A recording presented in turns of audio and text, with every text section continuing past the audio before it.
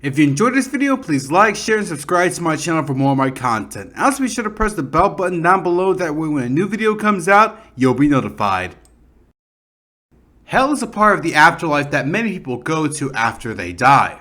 For those that believe, hell is a place where sinners go to be tortured for all eternity for their wicked deeds in life. That being said though, what if you were mistakenly sent to hell? Well, that is the case with the 2008 anime movie Hells. Based on the manga Hell's Angels by Shinichi Hiramoto, here we have a very interesting anime film on our hands. So is it any good? Well, let's go straight into hell and find out. So what's the plot? Well, we meet Rin Amagane, an average anime girl who is late to school with toast. However, after trying to save a cat, she gets hit by a truck and is sent to hell, where she attends a school full of demons. We then meet the school's headmaster named Helvis. As his name states, he's basically a demon version of Elvis who tells Rina that she's stuck there. Not taking this well, Rina tries to escape, though all her attempts seem to be futile.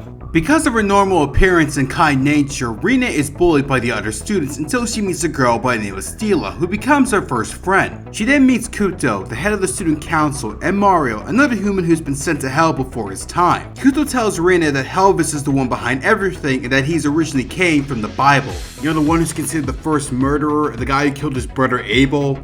And at first they try to defeat Helvis, only to realize that Kuto is the true villain, being Abel, who's gone insane and wants to destroy the entire universe. And to add more to the biblical twist, it is revealed that Rine is the reincarnation of Eve. What a twist! So it's up to Rine and her new friends to stop Kuto from wiping out all of existence. And so what's the good? Well, for starters, I actually do like the story. When I first saw this, I thought, you know, this is probably just going to be a normal high school anime but with demons. After all, you have the tropes of meeting new friends, dealing with bullies, and the obligatory sports day. And then in the second half, it turns into we have to save all of existence before it's too late. Because of that, there's a lot of twists and turns, and you want to see where it goes from there. You want to see Rina escape from hell and go back to her normal life. Not to mention, the ending has all kinds of feels towards it. It can actually get pretty sad, but it does end on a light note. This was animated by Madhouse Studios, and if you're aware of their work, you know that they bring their A game to almost all their products. While I wouldn't consider it to be one of their best works, they still do a very good job here. And yes, a few scenes can be stilted here and there, but overall the animation is just great. I especially love how the facial expressions are animated here, giving the characters a wider range of emotions to show. I love the art style here. It has this simple yet detailed look to it. In fact, for some of the characters, it looks like a mixture between the Universal Monsters and Go Nagai's Devilman. And to be honest, I believe this is the art style that Devilman Crybaby should have gone for. Rine is just wonderful. She's perky, courageous, cares for those who are close to her, and even those who reject her kindness. That being said though, she's no pushover, as she's willing to fight for what she believes in. She's not willing to give up despite when it seems like things won't go her way, and even then she has her moments of doubt, but still manages to get through the hard times as she's determined to go back home, but won't abandon anyone on the way to that goal.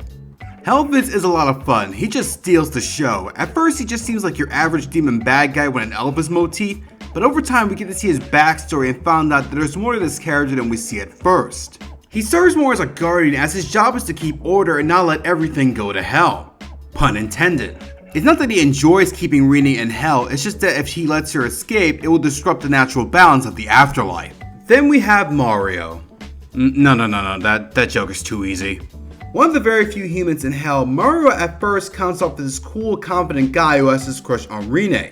But we then see that he's afraid of doing anything and that he believes all of his actions over nothing, but he overcomes his fear in order to do his best to help out Rina. Then there is Stila. Stila is the silent type who doesn't care much for anything, but becomes Rina's friend and is very loyal to her to the point where they have a very nice friendship. For example, Rina tries to rescue Stila when she's captured by Kuto, as Stila is the key to his plans. Also, try not to get this girl angry or you will regret it. Then there's Phantom, who starts off as a bully to Rina, but then grows to like her, but later is torn between her loyalty to Kuto and her loyalty to Rina. Also, Griffith called, he wants his helmet back. Then we have a witch named Kiki who, wait a minute. Oh, Kiki, what did you do? Like Phantom, she starts off as a bully, but then becomes Rina's friend. Mainly out of fear of being destroyed by Stila, but hey, at least she's being nice, right? Rina's mother is also pretty nice as well. She's very supportive of her daughter and like Rina wants to be reunited with her. And of course there's two versions, the original Japanese version and the English dub. While both versions do a good job, I will admit the English dub does unintentionally make me laugh at times. Work together and win the volleyball tournament. Each of us gets a single wish granted. A pair of girls' panties. Share your energy with me. Volleyballs don't summon dragons! It's just huge. I drink my milk. Also your tears. Eat floor, you bitch! Cut that shit out, Bamboo Muncher. We're your opponent. Who are you calling Bamboo? Oh, that's me. But then, at the climax of that battle, Cain claimed victory and took Abel's soul, and you're not listening. Fun fact, the English dub was done by Team 4-Star, who are best known for Dragon Ball Z Abridged and Hellsing Ultimate Abridged, and they do a pretty good job for their first official dub. And I'm happy to see them move on to different things. Don't get me wrong, I still love DBZ Abridged, and like many, I'm still pissed that they cancelled Season 4. Despite that, it's nice to see Team 4-Star expanding and moving on to more professional work. Now for the negatives. As much as I have praised its story, things can get convoluted. And I mean very convoluted. To the point there were times where I paused the movie and wondered, how is that even possible? Like for example, Kuto's plan makes no sense whatsoever. Okay, he's Abel from the Bible, and because his brother killed him, he went insane. He then goes on to find the demons who represent the 7 deadly sins and makes them into sleeper agents who happen to be Rene's classmates who will serve him when the time is right. But he also needs to get past his brother Helvis who is stopping his plans. So he decides to bring Rene, who happens to be the reincarnation of his mother, to hell and tries to manipulate her into releasing his madness. Then he uses it to try to destroy the world, and then he... Okay, I'm being a bit too harsh on him. His plan in a way does make sense, it's just the execution isn't done that well, which we'll go more into later. Kuto as a character and villain should work. Villains who use Machiavellian schemes and manipulation really are the most interesting, yet I'm not the most fond of this one. When it was revealed that he was the true villain of the film, I kinda saw it coming. I don't know, he's a very cliche villain and he doesn't really bring much to the table. Though I will say, he is a huge challenge for Rene and even almost makes her give up at one point. But that being said, I still don't care for him as a villain. Which leads me to my next point. Even though I praise the main characters, some of the side ones seem to have lost potential. Some characters appear out of nowhere, such as the case with God. Yeah, God's in this movie, but he's rather small and he's only there to spout exposition. Also, he can transform into a cat, so there's that.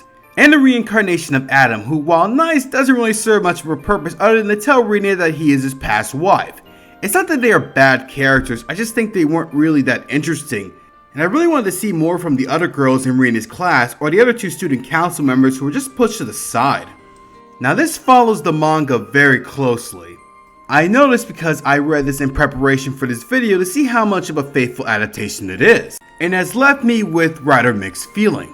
On one hand, I'm very pleased on how faithful this is to the original manga, but at the same time, I feel like its faithfulness is the detriment to the movie as well. While the material in the manga is perfect for a 2-hour movie, I think Hells will work better as a series, mainly due to filler. I know a lot of anime fans scoff at filler, but fillers can help with the world building of a series, and I think it would be beneficial for Hells had it been, say, a 13-episode series, as it would expand upon this world and the characters who desperately needed them, and give them even more emotional feels when certain moments happen to them.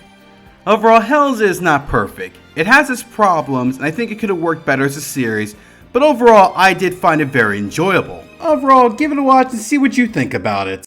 Always remember, rock and roll! Study up, baby!